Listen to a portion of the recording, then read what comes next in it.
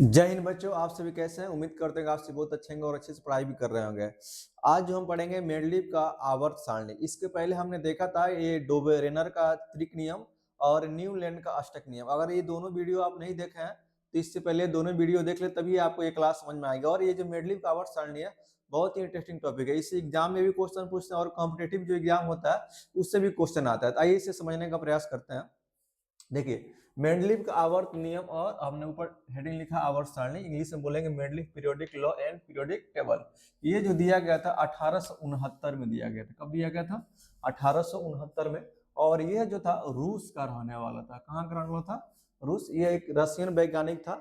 और इसका जो नियम है यहाँ लिखे हैं मेंडलीव का आवर्त नियम। आवर्त का मतलब ही होता है कोई ऐसा चीज जो एक फिक्स अंतराल के बाद दोहरावे, उसी को हम क्या कहते हैं? आवर्त गति कहते हैं। आइए समझते हैं आवर्त नियम क्या होता है। तो तत्वों के भौतिक एवं रासायनिक गुण परमाणु द्रव्यमान के या भार के द्रव्यमान के ही या क्या कहिए भार के आवर्त फलन होते हैं। ठीक है, मानी परमाणुओं का जो भौतिक गुण है और कौन सा गुण है? रासायनिक गुण है। वो जो आपका होता है आवर्त फलन होता है। किसके? द्रव्यमान या भार के क्या होते हैं? आवर्त मने आवर्त फलन होता है। इसका मतलब ये हुआ, समझते हैं आवर्त फलन का मतलब क्या हुआ? जगह का कमी है आवर्त फलन। मतलब इसका कौन सा गुण? एक तो भौतिक गुण और कौन सा? रासायनिक गुण। जगह का कमी है, रासायनिक गुण मतलब रिपीट होगा किसके अनुसार? द्रव्यमान या इसी को हम क्या बोलेंगे? भार। तो समझिए जो ये जो होते हैं आप तत्वों का जो भौतिक और कौन सा गुण रासायनिक गुण होगा वो किसका? तो द्रव्यमान या भार का क्या होता है? फलन होता है। मतलब इसका जो गुण रिपीट करेगा इसके मेंडलीव के अनुसार तत्वों का, वो द्रव्यमान या भार के क्या होगा? द्रव्यमान या भार पर होगा। हमने ये पूछे आपसे कि मेंडलीव की जो आवर्त सारणी बनाया वो किसके अनुसार बनाया? द्रव्यमान और भार के अनुसार। देखिए भौतिक गुण क्या होता है। अगर भौतिक गुण की बात करें समझने की तो गलनांक आ जाएगा, क्वथनांक आ जाएगा, ठोस, द्रव, गैस, ये सब जो होते हैं। तो अगर हम कहें किसी तत्व का गलनांक क्या होगा, किसी तत्व का क्वथनांक क्या होगा, हिमांक क्या होगा, ठोस, द्रव, गैस, ये सब अवस्थाएं जो होती है भौतिक, यही भौतिक गुण होता है तत्वों का। अगर रासायनिक गुण की बात करें तो आप देखेंगे जो एक तत्व दूसरे से क्या करता है? रिएक्शन करता है। उसकी विद्युत ऋणात्मकता क्या है? विद्युत ऋणात्मकता या विद्युत धनात्मक या आयन, आयन शब्द आ गया, या आपने सुना होगा एंथैल्पी सुना होगा। तो ये जो चीजें हैं विद्युत ऋणात्मक, आयन या गुप्त ऊष्मा, ये सब जो चीजें हैं या उनका आकार या साइज, ये सब जो चीजें हैं एक सब किसके अंदर आएंगे? ये आएगा आपका रासायनिक के अंदर। किसके अंदर आएगा? रासायनिक के अंदर। विद्युत ऋणात्मकता, आयन जो शब्द होता है और ये जो शब्द है ये किसके अंदर आता है? ये भौतिक गुण है उसके। तो जब भी हम भौतिक गुण की बात करेंगे तो यानी कहीं ना कहीं उसकी गलनांक, क्वथनांक, ठोस, द्रव, गैस, इन अवस्थाओं के बारे में हम क्या करेंगे? आपसे पूछेंगे। जब हम क्या करेंगे रासायनिक गुण के बारे में बात करेंगे तो विद्युत धनात्मक आ जाएगा, आयन आ जाएगा। तो ये सब चीजें जो है, या आयन एक एंथैल्पी होता है वो आ जाएगा। कौन सा ज्यादा विद्युत धनात्मक है, तो ये सब किस पर डिपेंड करता है? रासायनिक। तो ये भौतिक और क्या होते हैं? तत्वों के रासायनिक गुण होते हैं। इसको जब हम पढ़ लेंगे तो आगे फिर और भी इस चीजों के बारे में पढ़ना है हमको, ये सब क्या होते हैं। खैर आइए समझते हैं, मुद्दे की बात करते हैं। अब देखिए आगे कहता है अर्थात यदि तत्वों को बढ़ते हुए परमाणु भार के क्रम में सजाया जाए। इसका मतलब है, इसी को हम दूसरे लाइन में अर्थात करके देखिए यहाँ लिखवा रहे हैं। यदि तत्वों को बढ़ते हुए परमाणु भार के क्रम में सजाया जाए तो एक निश्चित अंतराल के बाद समान गुण वाले तत्वों की पुनरावृत्ति होती है। देखिए यदि तत्वों को बढ़ते हुए परमाणु भार के क्रम में सजाया जाए तो एक निश्चित अंतराल के बाद, एक निश्चित अंतराल के बाद क्या होगा? समान गुण वाले तत्वों की वृद्धि होती है, इसी को हम मेंडलीव का क्या करते हैं, आवर्त नियम कहते हैं। अगर हम तत्वों को बढ़ते हुए किसके परमाणु भार के अनुसार सजाएं तो एक निश्चित नंबर के बाद क्या होगा, निश्चित परमाणु भार के बाद उनके गुण जो होंगे एक समान मिलेंगे। क्या मिलेंगे, एक समान मिलेंगे। इसी को हम लोग क्या कहते हैं, मेंडलीव का आवर्त नियम कहते हैं। अब देखिए मेंडलीव का आवर्त सारणी यहाँ लिख दिए हैं, क्या दिए, मेंडलीव का आवर्त सारणी। अब समझिए मेंडलीव का आवर्त सारणी क्या होता है। तो जो मेंडलीव ने आवर्त सारणी बनाया था, ये तो अभी हमने बताया कि परमाणु भार के अनुसार, क्रमांक नहीं, किसके अनुसार, परमाणु भार के अनुसार सजा के बनाया था। तो मेंडलीव के द्वारा देखिए यहाँ लिखा है, मेंडलीव ने तत्वों के बढ़ते हुए परमाणु भार के क्रम में सजाकर आवर्त सारणी का निर्माण किया। किसका निर्माण किया, आवर्त सारणी का निर्माण किया, जिसे मेंडलीव का आवर्त सारणी कहा जाता है। क्या कहते हैं, जिसे हम मेंडलीव का आवर्त सारणी कहते हैं। मेंडलीव ने तत्वों को क्या किया, बढ़ते हुए परमाणु भार के अनुसार सजाकर एक सारणी बनाई, एक टेबल बनाया, उसी को हम क्या कहते हैं, मेंडलीव का आवर्त सारणी कहते हैं। इसी तरह टेबल बनाया था, आपके पास अगर बुक होगा तो ये दिखाई देगा, देखिए ऐसे मिल जाएगा, ऐसे बना होगा आपका। तो इसी तरह सजा के उसने क्या बनाया, एक आवर्त सारणी बनाया, ठीक है जी। इसी को हम क्या कहते हैं, मेंडलीव का आवर्त सारणी कहते हैं। क्या कहते हैं, मेंडलीव का आवर्त सारणी कहते हैं। अब देखिए मेंडलीव के आवर्त में कितने ग्रुप हैं, 9 ग्रुप। अभी ग्रुप का परिभाषा भी बताएंगे, ध्यान दी। तो मेंडलीव के आवर्त सारणी में 9 ग्रुप, या इसी को हिंदी में वर्ग बोलते हैं। क्या बोलते हैं, हिंदी में वर्ग बोलेंगे। तथा 7 पीरियड, कितने पीरियड है, 7 पीरियड, जिसको हिंदी में क्या बोलते हैं, आवर्त बोलते हैं। तो ध्यान रखना है, ये क्वेश्चन पूछता भी है कि मेंडलीव के आवर्त सारणी में कितने ग्रुप है, 9 ग्रुप, और कितने आवर्त है, 7 है। कितने हैं, 7 आवर्त है। अब देखिए यह जो ग्रुप है मेंडलीव का ग्रुप, तो ग्रुप 8 और 0 को छोड़कर, किसको, 8 और 0 को छोड़कर, देखिए 8 यहाँ रोमन संख्या में भी लिखे हैं और 8 ऐसे लिखे हैं। तो ग्रुप 8 और 0 को छोड़कर सभी ग्रुप को उपवर्ग ए और बी में विभाजित किया जाता है। ध्यान दीजिएगा, मेंडलीव का जो आवर्त सारणी है, ग्रुप किसको छोड़कर, 8 को छोड़कर और 0 को छोड़कर, सबको, सभी को, ग्रुप को उपवर्ग मतलब सेक्शन, जैसे आप क्लास 9th में पढ़ते होंगे तो आप में सेक्शन होगा ए बी सी, तो मतलब उसी में क्या करेंगे, उसी से बांट कर अलग करेंगे तो उसी को उपवर्ग कहते हैं या सेक्शन कहते हैं। तो हर में देखिए 8 को और 0 को छोड़कर 2 सेक्शन होगा। ए और बी में क्या करते हैं, विभाजित करते हैं। जैसे देखिए 1 में है तो 1 में 2 होगा, 1 ए और 1 बी।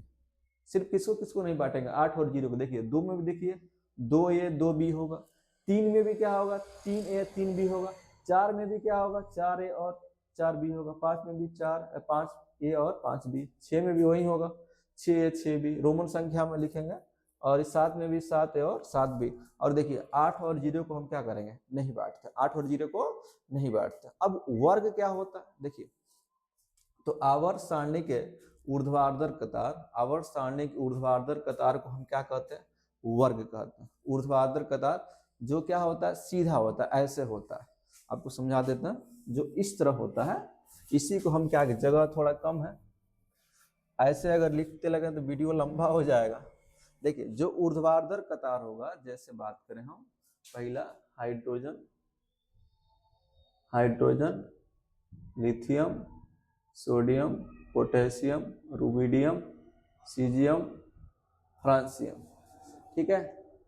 और यहाँ होगा beryllium, magnesium, calcium, barium, R A, ठीक है। फिर आपका होगा यहाँ से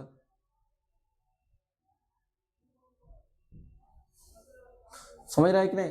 तो ये जो ऊर्ध्वाधर है, जैसे इसने इसका नाम दिया 1A और 1B, ऐसे लिखा था। इसका नाम क्या लिखा था, तो 2A और 2B, इस तरह लिखा था इसका नाम। इसी तरह इसका कितना लिखेगा, तो 3 लिखे, 3A और 3B, किसको नहीं बांटेगा, तो 1 लिख, किसको नहीं बांटेगा, 8 और 0 को क्या करेगा। तो जो ऊर्ध्वाधर कतार है, जो ऐसे खड़ा कतार है, जैसे किताब में आपके ये बनाया होगा इसका आवर्त सारणी, तो जब आप देखेंगे कि यहाँ जो खड़ा है, जो खड़ा कतार है, यहाँ पर जो खड़ा कतार है, इसको हम क्या कहते हैं, इसी को ग्रुप कहेंगे, या हिंदी में इसको वर्ग बोलेंगे। और जो क्षैतिज कतार होगा, इस तरह होगा, क्षैतिज मतलब लेटा हुआ ऐसे, तो जो ऐसे होगा उसको हम क्या कहते हैं, तो उसको हम बोलते हैं आवर्त। दिखे होंगे यहाँ कि आवर्त सारणी के क्षैतिज कतार को, हॉरिजेंटल रो को आवर्त कहा जाता है। इसको हॉरिजेंटल रो को क्या कहेंगे? आवर्त कहेंगे। देखिए ऐसे इसमें इस तरह जो है इसको आवर्त कहेंगे। ये आवर्त 1 हो गया, ये आवर्त 2, ये आवर्त 3, ये आवर्त 4, ये 5, ये 6 और ये 7। तो जो ऐसे ऐसे है उसको हम क्या कहते हैं? आवर्त कहते हैं। और जो क्या है, खड़ा है, ऊर्ध्वाधर है, बोले तो वर्टिकल मतलब क्या होता है? खड़ा। तो जो खड़ा है इसको हम क्या कहते हैं? ग्रुप कहते हैं। इतना चीज समझ गए। अगर क्षैतिज होगा तो आवर्त कहेंगे, इंग्लिश में क्या कहेंगे?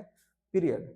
और जो खड़ा होगा उसको क्या कहेंगे? वर्ग कहते हैं। अब ये जो मेयरलिफ्ट ने जो आवर्त सारणी बनाया है तो हमको क्या क्या फायदा हुआ?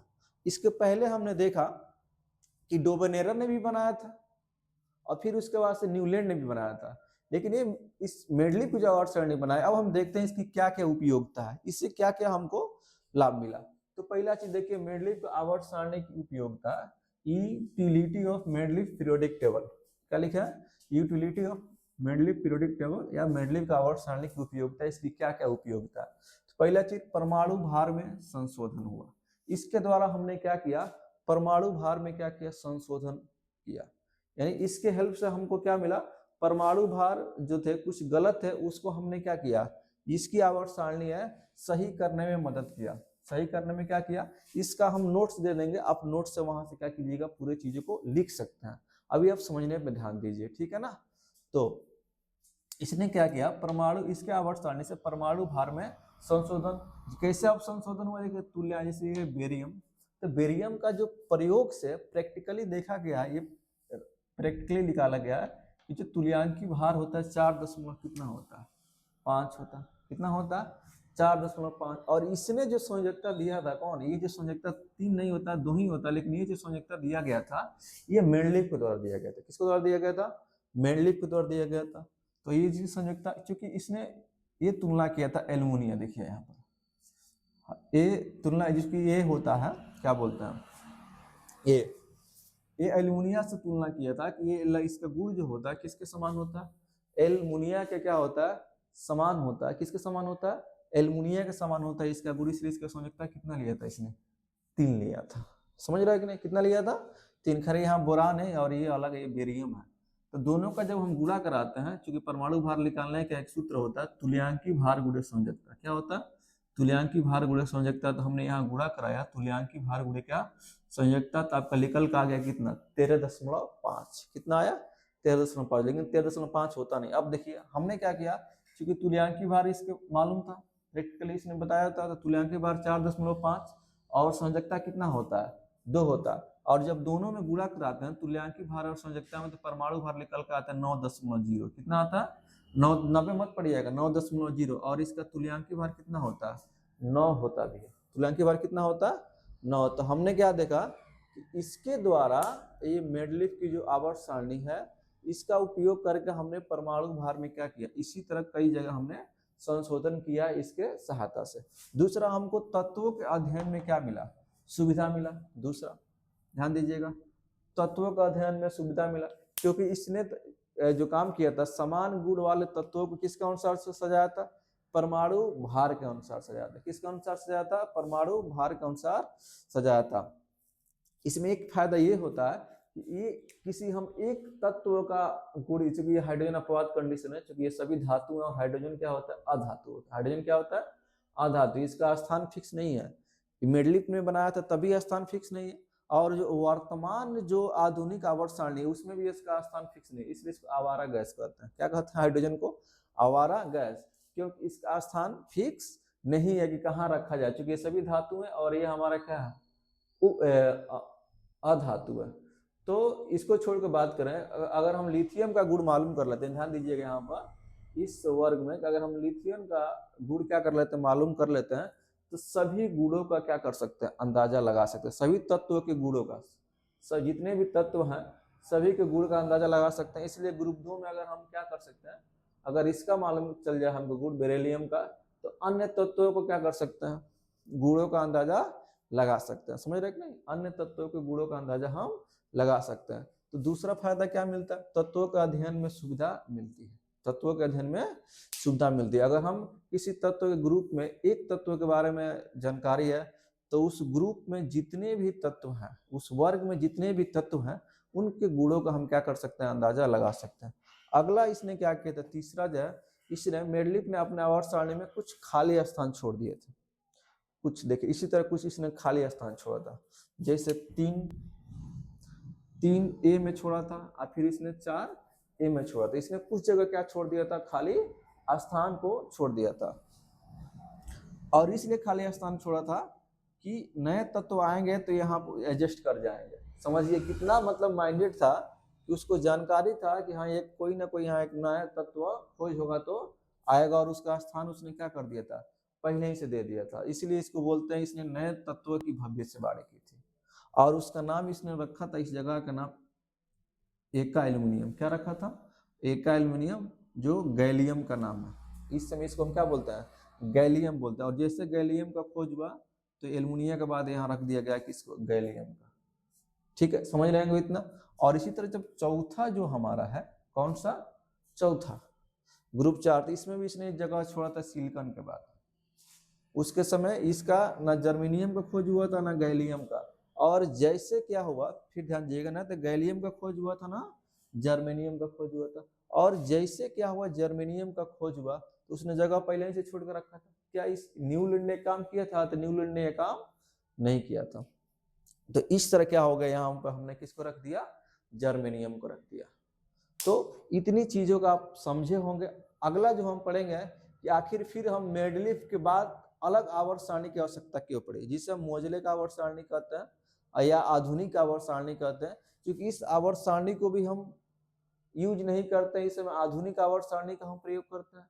तो ये पढ़ेंगे कि अधिकांश हद तक ये आवर्त सारणी क्या है, सही है, सत्य है। लेकिन कहीं कहीं जो है वो उसमें इसमें भी त्रुटि आ गई, कहीं कहीं इसमें भी क्या हो गई, गलतियां आने लगी। और जिसकी वजह से हम इसका यूज ना करके इस समय किसका प्रयोग करते हैं, हम आधुनिक आवर्त सारणी का प्रयोग करते हैं। खैर इसमें क्या क्या कमी है, मेंडलीव का आवर्त सारणी के क्या क्या दोष है, इसको हम अगले वीडियो में पढ़ेंगे। नहीं तो वीडियो काफी क्या हो जाएगा, लंबा हो जाएगा। और फिर हम देखेंगे उसके बाद कि आधुनिक आवर्त सारणी क्या होता है, और फिर जितने भी ग्रुप हैं 18 अभी आधुनिक आवर्त सारणी में, और उस ग्रुप में कौन कौन तत्व है, सभी तत्वों के बारे में हम क्या करेंगे, पढ़ेंगे। फिर हम मिलेंगे आपसे अगले वीडियो में। तब तक के लिए जय हिंद।